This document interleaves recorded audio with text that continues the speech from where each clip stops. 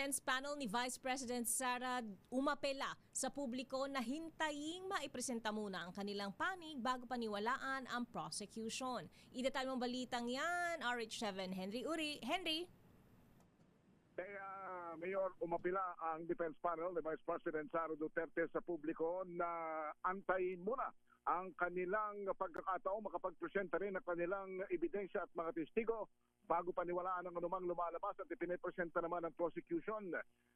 Ito'y matapos lumabas at lumutang kanina sa impeachment trial ang mga bagong pangalan kagaya ng Pusa, gaya ng Pelat at gaya naman ng Pagong.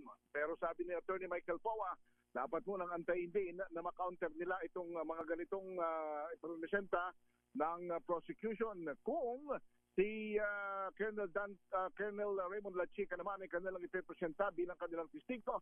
Ayaw ding sabihin muna ni Attorney Michael Powa at sabi niya hindi muna nila ite-telegraph ang kanilang strategy. Pakinggan natin si Attorney Michael Powa.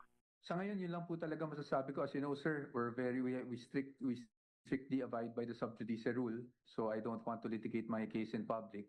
Siguro sa publiko, sa ngayon kasi nakikita nyo pa lang is the side of the prosecution. So hintayin lang po siguro, maging patient lang tayo para naman hintayin natin yung turn naman ng defense, no? Na kami naman ang maglabas ng aming evidence in chief o mga ebidensya. Si Colonel Lachica ho ba ay gagamitin din ng defense para mapasubaliin yung mga pinanggit kanina? Hindi pa namin po ito ibubunyag kung ano yung gagawin natin. I really beg for your indulgence and your understanding, but we really don't want to telegraph our witness.